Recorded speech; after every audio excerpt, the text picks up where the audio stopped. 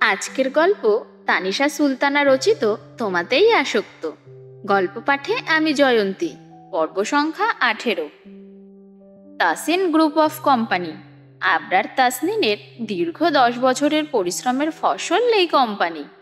ছোটবেলা থেকে বহুবার শুনেছে, দাদার টাকায় খাচ্ছিস, দাদা ছিল বলেই ফুটানি করতে পারিস। ঠিক তখন থেকেই আবরারের একটাই লক্ষ্য ছিল বড় হওয়া, নিজেকে প্রতিষ্ঠিত করা। সবাই যাতে বলে Abrar Tasnin best.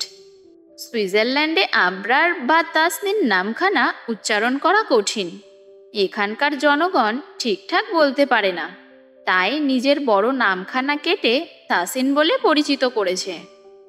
Tasin group of কোম্পানিতে 400 কর্মচারী কর্মরত রয়েছে। তারা আবরারের আন্ডারে কাজ করে। লেহেঙ্গা সহ নায়িকাদের পরনের বিভিন্ন সুন্দর সুন্দর ড্রেস তৈরি সহ বিভিন্ন দেশে পাঠানো হয় এখান থেকে। এসব আতিয়া বেগম জানতেন না, আজকেই জানতে পেরেছে ইভানের থেকে। মনটা বড্ড খারাপ তার। নিজের ছেলে একটুও দাম দেয় না তাকে, কখনোই কোনো সিদ্ধান্ত জানায় না, বা কি করছে না করছে সেসবও জানার অধিকার তার নেই। কিন্তু কেন? কি দোষ করেছেন তিনি? মা হিসেবে কি ব্যর্থ তিনি? হয়তো তাই। দীর্ঘশ্বাস ফেলে আতিয়া বেগম। চোখের কোণে জমে থাকা অশ্রুকণা মুছে নেয় হাতের উল্টো পিঠে। আসিফ আদনান আদ্রিতার ক্রাশ।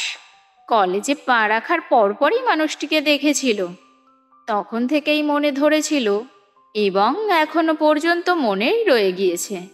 ক্রাশ থেকে ভালোবাসার মানুষ হয়ে উঠেছে। জুরিখ নদীর পাশে দাঁড়িয়ে আছে আদ্রিতা। প্রথমবার একা একা অনেকটা পথ অতিক্রম করেছে। জিজ্ঞেস করতে করতে পৌঁছেছে অচেনা গন্তব্যে। সত্যি বলতে একটুও ভয় করেনি তার। নিজের দেশে একা একা শপিং মলে যাওয়ার সাহস না পাওয়া মেয়েটি সুইজারল্যান্ডের জুরিখ শহরের শেষ প্রান্তে অবস্থিত জুরিখ নদীর পাড়ে এসেছে। সবটাই কি ভালোবাসার টান? এই যে যতক্ষণ ট্যাক্সিতে ছিল সর্বক্ষণ মনে হয়েছে কখন পৌঁছবে। আসিফ আদনানকে দেখে রিয়াকশনটা ঠিক কেমন হবে? সে কি রঙের শার্ট পরে আসবে? আদ্রিতার জন্য কি ফুল আনবে, বা কোনো গিফট? ফার্স্ট ডেটের তো গার্লফ্রেন্ড বয়ফ্রেন্ড গিফট দেয়। আদ্রিতা ঠিকই এনেছে আসিফ আদনানের জন্য গিফট। সে কি আনবে? এটা সেটা ভাবতে ভাবতেই পৌঁছে যায়। নির্দিষ্ট জায়গায় ট্যাক্সি থামতেই ভাড়া মিটিয়ে নেমে পড়ে। বিশাল এক ঝুলন্ত ব্রিজ দেখা যাচ্ছে। লাল নীল নিয়ন বাতি জ্বলছে ব্রিজ জুড়ে। দেখতে বেশ সুন্দর লাগছে। চারপাশে অনেক কাপল দেখা যাচ্ছে, যারা হাতে হাত রেখে হাঁটছে। কেউ কেউ চুম্বনে লিপ্ত হচ্ছে। আদ্রিতা মুচকি হাসে। 2 পা এগিয়ে নদীর পাড়ে গিয়ে দাঁড়ায়। বিশাল নদী, তবে শান্ত, একটুও ঢেউ নেই। অ্যানিকে কোল থেকে নামাতে যায়, তবে অ্যানি নামে না। খামচে ধরে আদ্রিতার জামা, আঁচড় লেগে যায় গলায়। মৃদু স্বরে আহ বলে ওঠে আদ্রিতা। তখনই ভেসে আসে গম্ভীর কণ্ঠস্বর, এখানে কি করছো তুমি? আদ্রিতার বুকের ভেতরটা টিপটিপ করছে। পেছনে ঘুরে তাকানোর সাহসটুকুও পাচ্ছে না। পরিচিত মানুষ, যাকে আগে দূর থেকেই দেখত, অতঃপর সেই দিন কাছে থেকে দেখলো, ছুঁয়ে দিল হাত। আবার আজকেও কাছ থেকে দেখবে। এই তো পিছনে ঘুরলেই দেখতে পাবে। ঠোঁটের কোণের মৃদু হাসি চওড়া হয়। ধীরে ধীরে মাথা ঘুরিয়ে পেছনে তাকায়। আসিফ আদনান তার সামনেই দাঁড়িয়ে আছে। চোখ তুলে তাকায় আদ্রিতা। মুহূর্তেই চোখাচোখি হয়। মাথা ভর্তি ঝাঁকড়া চুল, শ্যামবর্ণ গায়ের রং। হঠাৎ আদ্রিতার মনে হয় আসিফ আদনান আবরার তাসনিনের মতো অতটাও সুদর্শন নয়। লোকটার মধ্যে একটা হিরো হিরো ব্যাপার তো আছেই, হটনেসে ভরপুর। দাঁত দিয়ে জিভ কাটে আদ্রিতা। মনে মনে বলে, ছি, নির্লজ্জ লুচু লোকটার কথা কেন ভাবছিস পচা আদ্রিতা? ভাবিস না তার কথা, সে একটা বাজে লোক। আসিফ আদনান এগিয়ে আসে, আদ্রিতার দিকে তাকিয়ে হেসে বলে, এখানে একা দাঁড়িয়ে আছো কেন? ও ও ওই আপনাকে খুঁজছিলাম। আমি ওই দিকেই ছিলাম। ওখানকার ভিউ বেশ জোশ, চলো যাই। আদ্রিতা মাথা নাড়িয়ে সম্মতি জানায়। পাশাপাশি হাঁটতে থাকে আসিফ আদনানের। অ্যানি কুটুর কুটুর নয়নে তাকিয়ে আছে, ভাবখানা এমন যেন বোঝার চেষ্টা করছে এই মালটা আবার কে। আসিফ খেয়াল করে হাত বাড়িয়ে ছুঁয়ে দেয় অ্যানির লোমে ভরপুর শরীর। বিরক্ত অ্যানি মুখ ঘুরিয়ে ম্যাও ম্যাও আওয়াজ তুলে। আদ্রিতা হেসে বলে, ও আসলে অপরিচিত মানুষদের দেখলে ভয় পায়। তো পরিচিত করাও, বলো আমি ওর বাবা। লজ্জা পায় আদ্রিতা, মাথা নিচু করে ফেলে, গাল দুটো লাল হয়ে উঠেছে। আসিফ জিন্সের প্যান্টের পকেটে হাত ঢুকায়, দূরে চুম্বন লিপ্ত এক কাপলের পানে তাকিয়ে বলে, তারপর কেমন চলছে দিনকাল? ভালোই। পেছন থেকে ভেসে আসে কবিতার সুর। দিনকাল যায় ভালো, রাত হলে হয় কালো, শালা তোর কপাল ভালো। তাসিন ভাই নেই এখানে, থাকলে তুই ভোগে যেতিস, বিদম মার খাইতিস। পরিচিত কণ্ঠস্বর শুনে আদ্রিতা পেছনে ঘুরে তাকায়। সিয়াম এবং আহাতকে দেখে আশ্চর্য হয়ে বলে, আরে আপনারা এখানে? মাইয়া খুঁজতে আইছিলাম মা। সিয়ামের সরল জবাব। অ্যানি হাত বাড়িয়ে মিউ মিউ বলে ওঠে, মানে সিয়ামের কোলে উঠবে।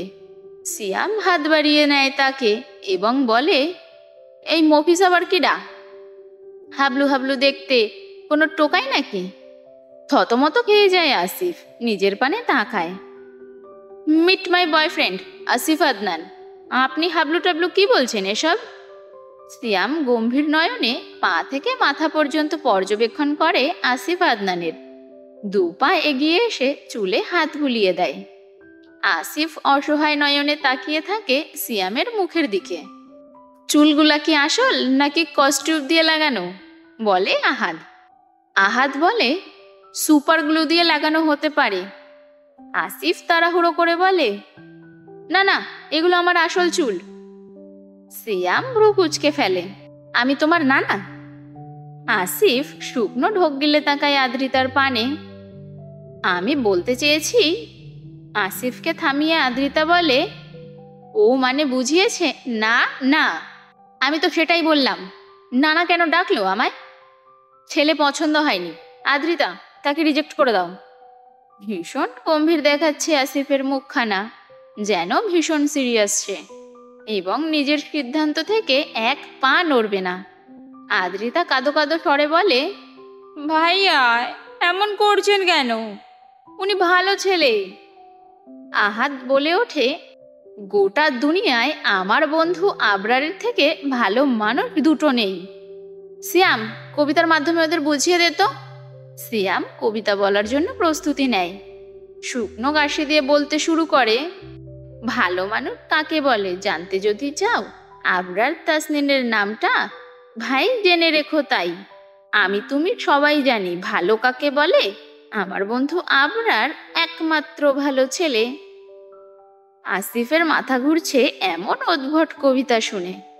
এগুলো কবিতা হলে কবিতাকে কি বলে? আদ্রিতা বুকে হাত গুজে ছোট ছোট নয়নে তাকাই সিয়ামের পানে এবং বলে, সিয়াম ভাই, আপনি আমাকে কপি কেন করছেন? এমন কবিতা আবৃত্তি আমি করি। আসিফ হতাশ্বরে বলে, তুমি কবিতা আবৃত্তি করো? আদ্রিতা খুশিতে গদগদ হয়ে বলে, হ্যাঁ, সিয়াম ভাই তো আমার থেকেই কবিতা শিখেছে। বলুন সিয়াম ভাই। সিয়াম আর কথা বলতে পারে না, কেননা তার দৃষ্টি আটকে গিয়েছে আদ্রিতার পেছনে মেরুন রঙের টপস পরিহিত এক রমণীর পানে। আহা, কি সুন্দর দেখতে মেয়েটি।